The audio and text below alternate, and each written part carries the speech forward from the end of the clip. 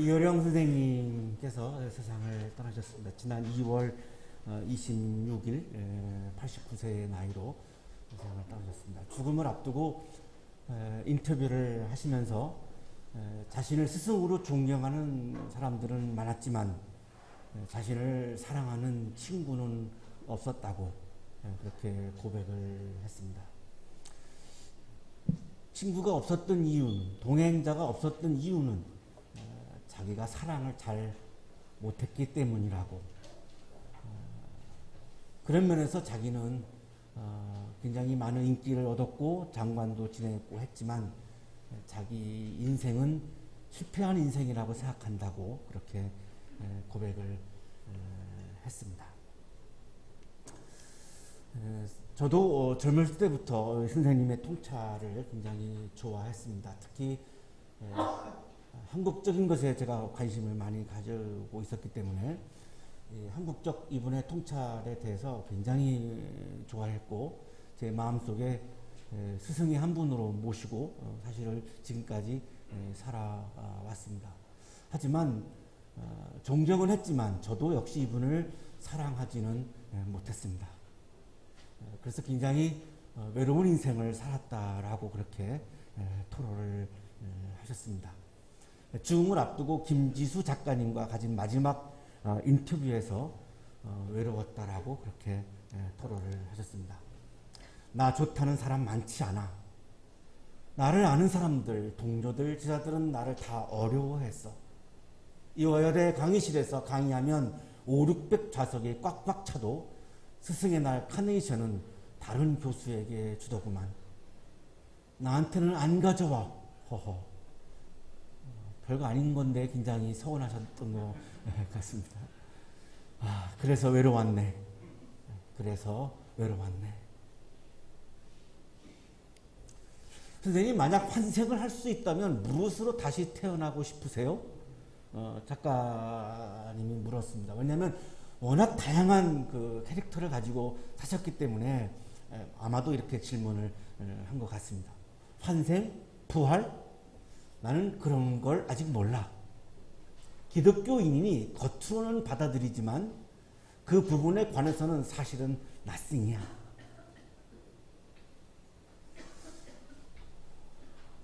겉으로는 부활을 받아들이지만 마음으로는 나는 부활을 받아들이지 못하고 있어. 나는 부활을 솔직히 믿지 못해.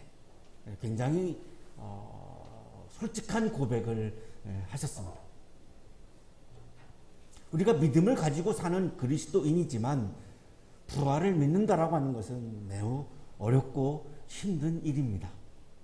아마도 이효령 선생님뿐만이 아니라 많은 그리스도인들이 겉으로는 부활을 받아들이지만 진심으로 부활을 믿지 못하는 그리스도인들이 상당히 많겠구나. 이분의 고백을 들으면서 그런 생각을 했습니다. 그리고 주변에 있는 우리 교회 가족들에게 제가 질문을 좀 지난주에 했습니다. 부활을 어떻게 믿으세요? 굉장히 어려운 질문이라고 하는 그런 반응이었고 믿는지 안 믿는지 잘 제가 파악하기 어려운 그런 대답을 들었습니다. 그게 영의 세계야. 순식간에 다른 세상을 보는 거지. 그런데 내 딸 미나처럼 하나님을 진실로 믿으면 영성의 세계에 들어가 거기서 머무는데 나는 미끄러져서 계속 땅에 떨어져. 그래서 영성이 아니라 땅 지자 지성이 되는 거야. 땅의 성이지. 딸 이민아 목사님은 진실로 하나님을 믿었고 부활을 믿었고 내 딸이야말로 정말로 진정한 영성의 세계에서 살았던 사람이라고 이렇게 답변을 하고 자신은 아직도 부활을 받아들이지 못하고 있다라고 그렇게 고백을 했습니다.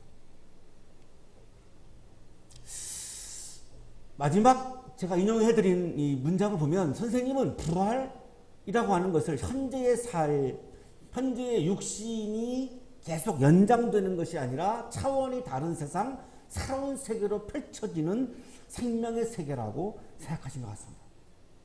본인이 받아들이지는 못했지만 이성적으로는 알고 계시는 것 같습니다.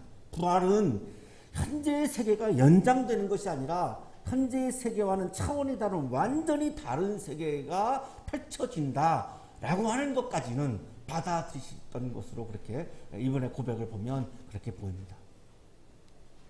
오늘의 성서일과 요한복음 20장의 말씀은 예수님의 부활을 믿는 것은 매우 어렵다라고 하는 것을 분명하게 말씀해 줍니다. 왜냐하면 오늘 요한복음 20장에 등장하는 사람들이 마리아, 예수님을 진심으로 사랑했고 진심으로 따랐고 예수님을 너무나 사랑했던 사람이고 예수님을 믿었던 사람입니다. 예수님의 무덤에 제일 먼저 도착했던 사람이고 예수님의 부활을 제일 먼저 경험했던 사람입니다. 영적인 차원에서 본다면 정말 굉장한 믿음의 사람입니다. 그런데 이 막달라 마리아도 부활을 믿지 못했다고 오늘 본문은 우리에게 말씀합니다. 직접 예수님을 부활하신 예수님을 만난 그녀도 부활을 믿기 어렵거든. 오늘을 살고 있는 우리가 예수님의 부활을 믿는다 매우 어려운 일이 분명합니다. 우리 중에 아직도 나는 부활을 믿지 못한다라고 생각하는 분이 있다 할지라도 너무 상심하실 거 없습니다. 괜찮습니다. 어려운 겁니다. 부활을 목적한 마리아도 믿지 못했는데 우리가 부활을 믿는다라고 하기 어려운 것은 너무나 당연한 거기 때문에 너무 그것 때문에 상심할 이유는 없습니다. 12제자는 그러면 예수님의 부활을 믿었는가? 오늘의 본문은 믿지 못했다라고 말씀합니다. 그것도 수제자인 베드로, 예수님을 아주 사랑했던 요한으로 추측됩니다만 요한이라고 하는 제자도 부활을 믿지 못했다고 오늘 말씀합니다. 자, 그런데 부활을 믿지 못했다라고 말씀하시는데 오늘의 성서 본문은 우리가 궁금해하는 문제들에 대해서 답변하지 않습니다. 예수님의 부활이 십자가에서 죽으실 때 그 육신의 부활입니까? 몸의 부활입니까? 우리가 굉장히 궁금해하는 문제들이죠. 우리가 부활을 믿지 못하는 이유 중에 하나가 이거죠. 십자가 이전에 몸으로 부활하셨다면 보여야 되죠. 근데 안 보입니다. 십자가 이전에 몸으로 부활하셨다면 시간과 공간의 제한을 받아야 합니다. 그런데 우주적 그리스도가 되셨기 때문에 시간과 공간의 제한을 받지 않기 때문에 문을 열지도 않고 들어오시고 했던 복음서의 증거들을 기록들을 보면 예수님의 십자가에서 죽을 때 당시에 몸으로 다시 돌아온 거냐라고 하는 질문을 우리가 하게 되죠. 이런 문제들에 대해서 전혀 오늘의 본문은 답변하지 않습니다. 그러면 예수님이 부활하신 모습은 어떤 모습인가요? 이것도 말씀하지 않습니다. 부활하신 예수님은 지금 어디에 계십니까? 이것도 답변하지 않습니다. 요한복음 저자는 그런 부분들에 대해서 중요하게 여기지 않습니다. 오늘 우리가 말씀을 함께 묵상하면서 주목해야 할 것은 그러면 요한복음 저자가 정말로 중요하게 여기는 것은 무엇인가? 부활 사건에서 정말로 중요하게 여기는 것은 무엇인가? 우리가 궁금해하는 것을 중요하게 여기지 않습니다. 그러니까 답변하지 않죠. 그 중요하지 않다는 겁니다. 왜냐하면 더 중요한 게 있기 때문에 말씀하지 않는 거죠. 우리가 부활을 생각하면서 그 부분을 놓쳤구나 이런 생각을 하게 되는 그런 본문이 오늘의 성서일과 본문인데 마리아도 제자들도 수많은 기적을 경험했고 부활에 대한 가르침도 직접 들었고 그것도 예수님으로부터 직접 라이브로 그랬는데도 믿지 못했다. 이거를 굉장히 오늘 본문은 강조하죠. 그만큼 부활을 믿는다라고 하는 것은 어려운 것이고 그러나 오늘의 본문의 말씀은 두 제자와 마리아가 예수님의 부활을 믿지 못하다가 나중에 부활을 믿게 됩니다. 그 믿게 되는 과정, 어떻게 해서 이 사람들이 부활을 믿게 됐는가, 이것이 요한복음 저자가 우리에게 전하려고 하는 말씀의 핵심입니다. 왜냐하면 부활을 믿는 게 어렵고 우리도 부활을 믿는 게 중요한 거지 부활을 분석하려고 우리가 여기에 모인 것이 아니기 때문에 부활을 믿는 게 중요한데 이 사람들이 어떻게 부활을 안 믿다가 믿게 됐는지를 우리에게 말씀해 주고 있습니다. 이 부분을 주목하면서 오늘 함께 본문을 묵상하면 좋을 것 같습니다. 목사 입장에서는 1년 중에 가장 어려운 설교가 오늘 설교입니다. 부활절 설교입니다. 주간의 첫날 이른 새벽에 막달라 사람 마리아가 무덤에 가서 보니 무덤 어귀를 막은 돌이 이미 옮겨져 있었다. 안식일 다음 날이죠. 안식일 다음 날이면 주일입니다. 일요일입니다. 안식일은 토요일, 주일은 일요일입니다. 일요일 새벽에, 오늘이죠. 오늘 새벽에 막달라 사람 마리아가 예수님의 시신이 있는 동굴 무덤으로 갔습니다. 이스라엘의 무덤은 이런 매장하는 무덤이 아니라 동굴 무덤이죠. 동굴에다가 시신을 집어넣고 돌로 이렇게 닫아버리는 그런 무덤인데, 왜 갔을까요? 굉장히 마리아는 예수님을 사랑했습니다. 너무너무 좋아했습니다. 그리고 예수님을 믿었습니다. 자신의 삶 가운데에서 예수님이 차지하는 비중이 엄청나게 컸습니다. 그래서 늘 곁에 계셨는데 안 계시니까 시신이라도 가까운 곳에 가고 싶은 거죠. 우리가 정말 존경하고 사랑하는 사람이 죽으면 그 무덤에 가끔 찾아가는 이유가 그리워서 가는 거죠. 예수님이 그리웠던 거죠. 시신 근처라도 가보고 싶은 거죠. 들어갈 수는 없는 거 이미 알고 있고요. 갔는데 무덤 어귀에 돌이 옮겨져 있습니다. 시신이 없는 빈 무덤을 발견하죠. 그때 딱 마리아는 어떤 생각을 했을까요? 부활? 생각하지 않았습니다. 부활에 대한 이야기를 많이 들었지만 부활이 떠오르지 않았습니다. 부활을 믿지 못했던 거죠. 마리아에게 떠오른 거는 누가 예수님의 시신을 훔쳐갔구나. 마리아는 예수님의 시신의 마음을 줍니다. 부활의 마음을 주는 게 아니라 예수님의 시신의, 죽은 몸 시신의 마음을 줍니다. 마치 우리가 예수님의 부활을 생각할 때 예수님의 죽은 몸이 다시 부활했느냐, 예수님의 몸이 아니고 다른 몸이냐, 여기에 우리가 지금 논의를 집중하는 것처럼 똑같습니다. 마리아도 예수님의 시신의 마음을 두고 있습니다. 죽은 몸 시신. 너무나 당황스러우니까 마리아가 베드로와 그 사랑하는 다른 제자 요한으로 추측합니다. 에게 달려가죠. 누가 주님을 무덤에서 가져갔습니다. 어디에 두었는지 모르겠습니다. 여전히 마리아는 지금 시신에게만 마음이 가 있습니다. 예수님의 죽은 몸에만 마음이 가 있죠. 누군가가 이거를 가져갔습니다. 어디다가 두었는지 모르겠습니다. 빨리 찾아야 되지 않겠습니까? 어떻게 이런 일이 있을 수 있습니까? 막 안타까운 거죠. 주님의 시신을 찾고 싶은 겁니다. 부활을 경험하려고 하는 마음은 전혀 없습니다. 오로지 예수님의 시신에게 관심이 많은 거죠. 베드로와 그 다른 제자가 무덤으로 가죠. 둘이 함께 뛰었는데 요한으로 추측되는 제자가 베드로보다 먼저 도착합니다. 아마도 달리기 실력이 훨씬 더 요한이 잘 달렸던 것 같죠? 베드로는 좀 몸이 무거웠던 것 같고, 그거 외에는 다른 추측이 가능하지 않습니다. 그런데 요한이 무덤에 들어가지 못합니다. 아마 성격이 굉장히 좀 소심했던 것으로 보이죠? 무덤에 도착했는데, 먼저 도착했는데 들어가지를 못해요. 이렇게 바깥에서 이렇게 들여다본 거죠. 그랬더니 삼배가 놓여 있는 것을 보게 되었고 시신이 없는 것을 발견하죠. 자, 그러면 요한이 이 순간 부활을 믿었을까요? 못 믿었습니다. 빈 무덤을 보았지만 부활을 못 믿었습니다. 부활에 대한 이야기를 한두 번 들은 게 아닙니다. 선생님으로부터 계속해서 들었지만, 가르침을 받았지만 못 믿었습니다. 그만큼 부활을 믿는다는 게 어려운 일임을 말씀하고 있는 거죠.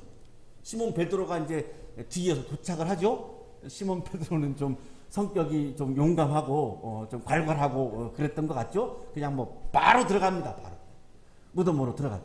한 높이가 한 1km 정도로 추측을 하는데요. 들어가 봤더니 삼배가 놓여 있습니다. 예수님의 머리를 싼 수건이 이렇게 아주 정갈하게 개어져 있습니다. 자, 그렇다면 시신을 훔쳐간 건 아닌 게 확실하죠. 시신을 훔쳐가는 사람이 그렇게 수건을 막 개어놓고 그렇게 정리정돈하고 하겠습니까? 아무리 A형이라 할지라도 그렇게 꼼꼼하게 정리정돈 할 리가 없죠. 훔쳐간 것이 아닌 게 확실합니다. 그러면 부활에 점점 더 가까워지고 있는 상황인데도 역시 베드로도 부활을 믿지 못합니다.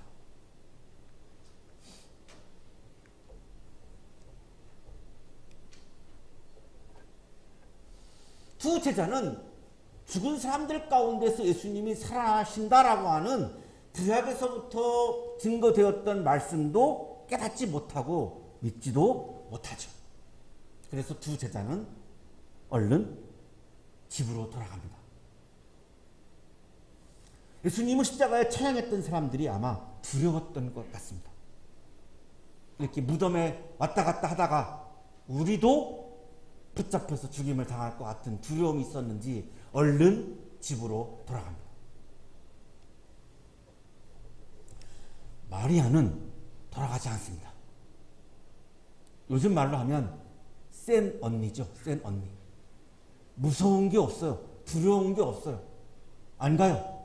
오히려 무덤 밖에서 막 울고 또 무덤 속 가서 또 다시 또 막 들여다보고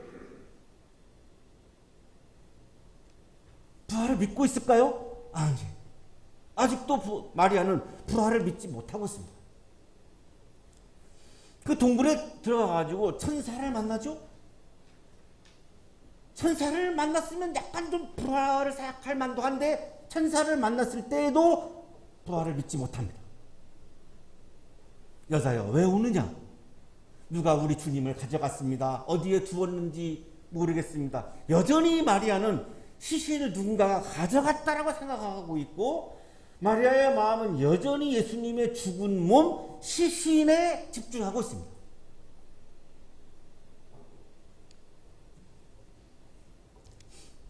마리아는 빈 무덤을 경험하고 두 천사까지도 만났지만 예수님의 부활을 믿지 못합니다. 그리고 나서 뒤로 돌아섰는데 예수님이 서 계셨습니다. 그런데 그분이 예수님인 것을 모릅니다. 자, 부활하신 예수님을 보았는데도 부활을 믿지 못합니다. 이 정도로 부활은 어려운 겁니다. 부활하신 예수님을 봤습니다. 눈으로 봤습니다. 우리는 못 보지만 당시에 봤습니다. 하지만 믿지 못합니다.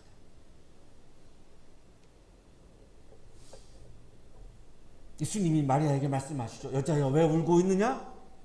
누구를 찾느냐? 마리아는 그분이 동산지기인 줄 알았습니다. 예수님이라고 하는 것은 상상도 못합니다. 왜냐하면 부활을 믿지 못하니까요.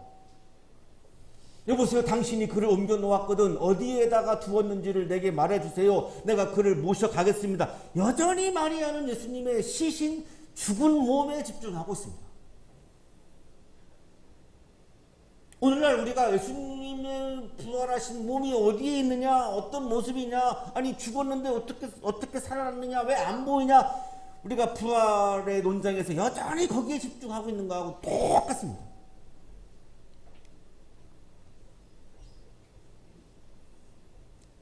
마리아는 부활하신 예수님, 살아계신 있는 예수님을 만났음에도 불구하고 예수님의 죽은 몸 시신에게만 여전히 마음을 집중하고 있습니다. 예수님이 마리아야 이렇게 부르십니다. 부활에 대해서 설명하시지 않았습니다. 마리아야, 내가 이렇게 해서 내가 다시 살아났어, 다시 부활해서 설명하신 게 아닙니다. 그냥 마리아야. 그때 마리아가 예수님을 향해서 라보니라고 예수님을 부릅니다. 선생님이라고 하는 뜻이죠. 아람어입니다. 예수님께서 마리아의 이름을 부르실 때에 마리아는 처음으로 이분이 예수님인 것을 깨달았습니다. 자, 그렇다면 마리아는 예수님을 보았는데도 부활하신 예수님을 깨닫지 못했으니까요, 봄이 아니라 들음으로 부활을 믿게 되었습니다. 봄이 아니라 들음으로 부활을 믿게 되었습니다. 우리가 자꾸만 지금도 예수님이 부활하신 몸을 자꾸만 보려고 한다면 부활을 계속해서 우리는 믿을 수가 없습니다. 모습이 아니라 소리로 부활을 믿게 되었습니다. 부활하신 모습이 어떤 모습이냐에 계속 집착해 있는 한 우리는 부활을 믿지 못합니다. 소리로 예수님의 소리에 귀를 기울였을 때 부활을 믿게 되었습니다. 육신이 아니라 말씀을 통해서 마리아는 예수님의 부활을 믿게 되었습니다. 예수님의 육신에 집착하고 있는 한 우리는 계속해서 부활을 믿을 수가 없습니다. 예수님의 말씀에 집중하지 않는 한 부활을 믿을 수가 없음을 우리들에게 보여주고 있죠. 자, 오늘 17절에 결정적인 말씀을 이제 주님이 하십니다. 내게 손을 대지 말아라.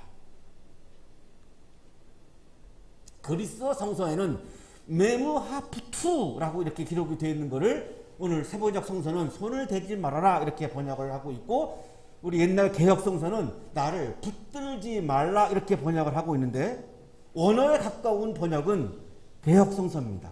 붙들지 말라입니다. 나를 붙잡지 말라는 거죠. NLT 영어 성서는 Don't cling to me. 나에게 매달리지 말아라. 내 육신에 매달리지 말아라. 내 시신에 매달리지 말아라. 내 시신에 집착하지 말아라. 내 몸에 집착하지 말아라. 그거를 붙잡고 있지 말아라. 이런 의미입니다.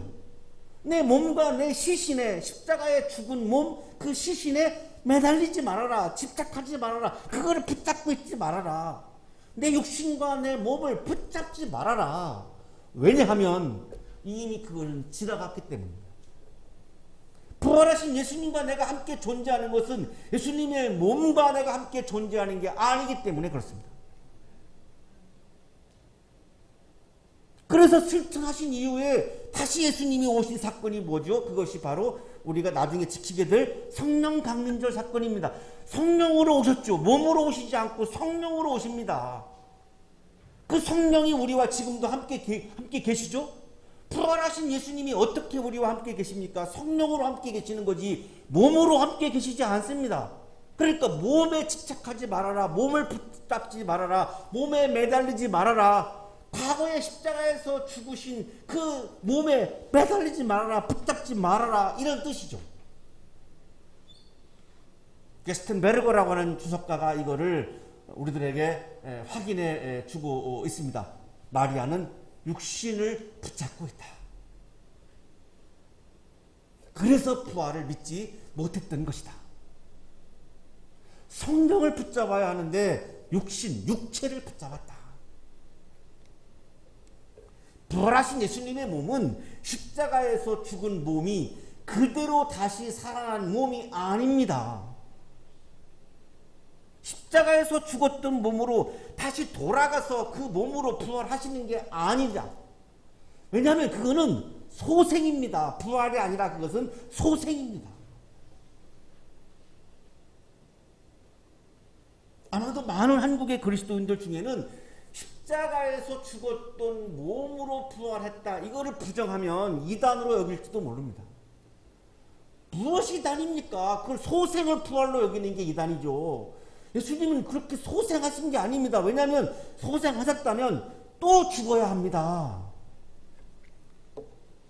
이러한 삭스, 소마가 아닌 삭스, 플래시, 바디가 아니라 플래시로 예수님이 부활했다면 또 십자가에 또 죽으셔야 됩니다. 우리가 예수님의 부활을 소생으로 믿는다면 예수님을 십자가에다가 또 달리시게 하는 범죄입니다. 그게 범죄입니다.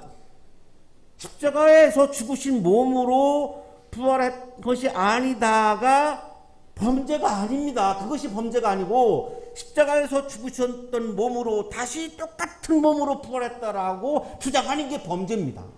예수님을 십자가에다가 또 죽이는 거니까요. 우리가 나중에 부활을 하게 되면 이런 모습으로 부활하는 게 아닙니다. 걱정하지 마세요. 괜찮아요. 제가 이 160 신장의 키로 부활하지 않습니다. 그래서 저는 부활의 소망을 갖고 삽니다.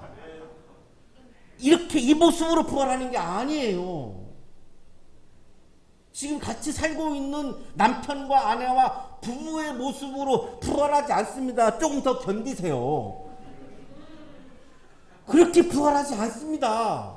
그거는 부활이 아니라 소생입니다. 소생. 소생은 또 죽어요. 그 사례가 있죠. 나사로죠. 나사로가 죽었다가 살았잖아요. 그건 소생입니다. 그러니까 나사로는 또 죽었잖아요. 예수님은 안 죽으십니다. 그래서 그 부활입니다. 그러면 십자가에서 죽었던 그 몸이 아니죠. 이거를 고린도전서는 구분해 주죠. 소생한 몸은 땅에 속한 몸이다. 부활한 몸은 하늘에 속한 몸이다. 이렇게 분명히 고린도서가 너무나 잘 구분해 줍니다. 소생한 몸은 썩는 몸이고 부활한 몸은 썩지 않는 몸이다. 이렇게 구분해 주죠. 소생한 몸은 자연적인 몸이고 부활한 몸은 신령한 몸이라고 구분해 줍니다. 부활하신 예수님은 신령한 몸으로 변화하신 겁니다. 그런데 십자가에서 죽은 몸을 계속 붙잡고 있으면, 그거를 붙들고 있으면 부활을 경험할 수 없기 때문에 예수님이 지금 말씀하신 거죠. 마리아에게 나를 붙들지 말아라. 그래서 말씀하신 거예요. 나를 붙들지 말아라. 나는 변화했다. 신령한 몸으로, 하늘에 속한 몸으로, 썩지 않는 몸으로 변화했다. 내가 살아난 것은 소생이 아니고 부활이다. 이 부활은 그래서 기독교회 밖에는 없는 사건이죠. 어디에도 없어요. 어디에도 없고, 유대교는 몰랐겠지만 기독교가 2000년을 지나가면서 전 세계적으로 엄청나게 번져간 것은 이 부활의 기원이 살아있기 때문에 그런 거죠. 꾸며낸 이야기가 아닙니다. 꾸며낸 이야기라면 어떻게 2000년 동안 이 종교가 존속하겠습니까? 분명한 사실입니다. 그런데 그 분명한 사실이 십자가에 죽은 몸으로 다시 똑같이 돌아가서 살아나는 것이 아니다라고 하는 거죠. 그리고 이렇게 말씀하죠. 내가 아직 아버지께로 올라가지 않았다. 이제 내 형제들에게로 가서 이르기를 내가 나의 아버지 곧 너희의 아버지 나의 하나님 곧 너희 하나님께로 올라간다라고 말하여라.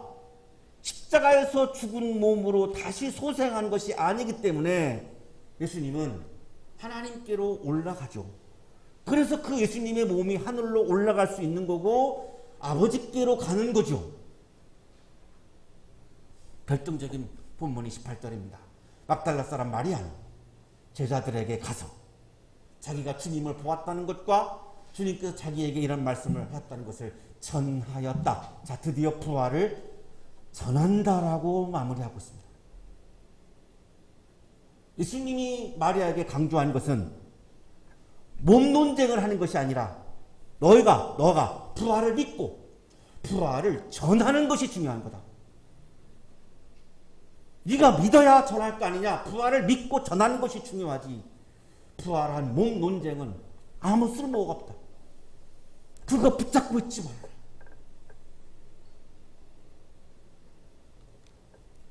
신약 주석가 카슨 교수는 나를 붙들지 말라는 말씀에서 부활을 전하는 것을 강조하는 그런 성사학자입니다.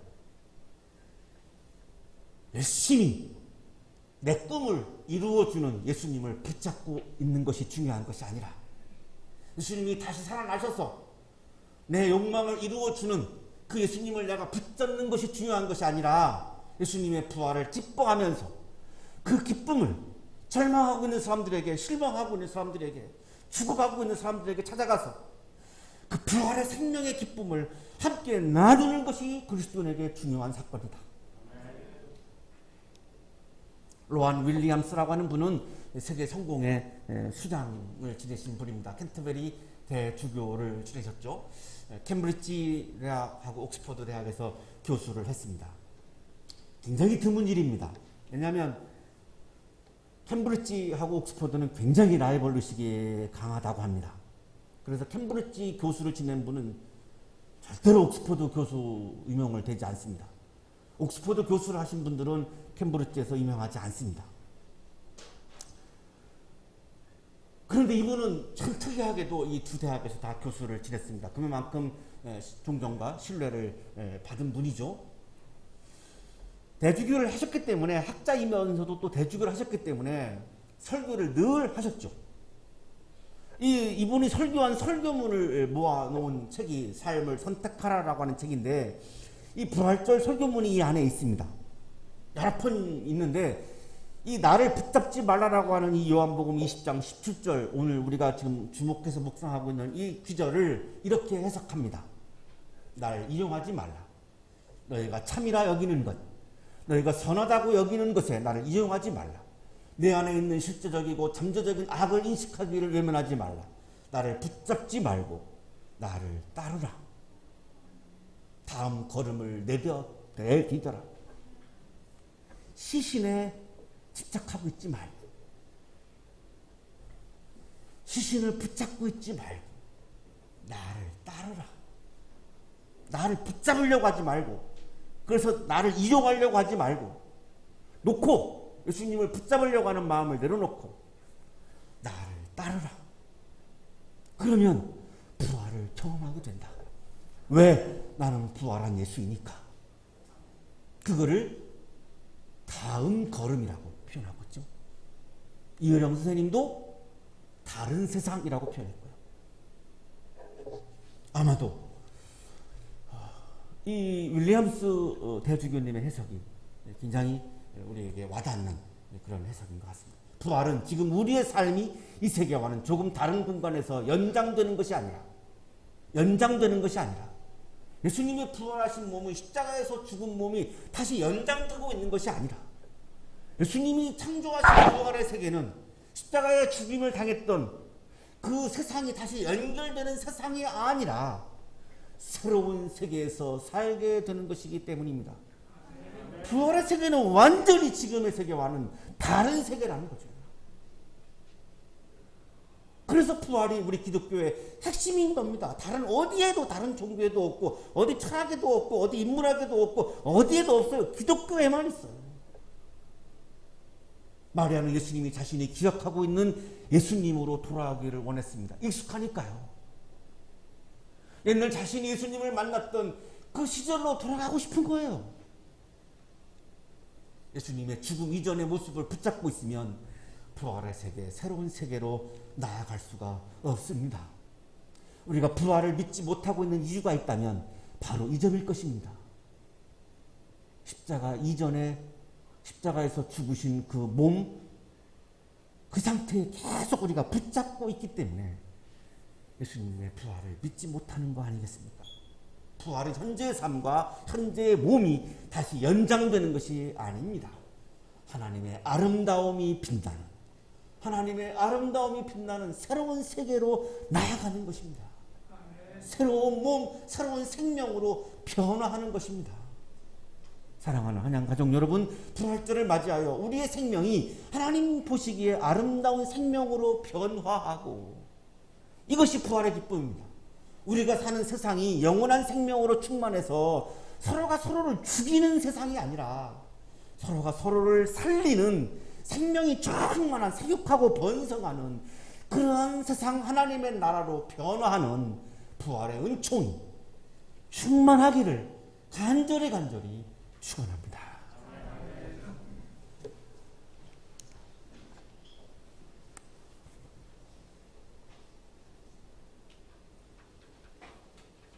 부활하신 주님, 우리의 마음속에 주님의 부활을 받아들이지 못하고 부활을 믿지 못하는 마음이 있었음을 고백합니다. 우리를 긍휼히 여겨주시고 주님의 말씀에 집중하고 주님의 소리에 집중하고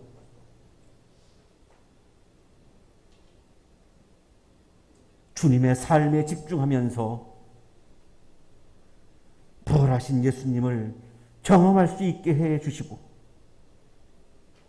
부활을 믿게 하여 주시고 부활을 전하는 그리스도인으로 살게 해 주옵소서.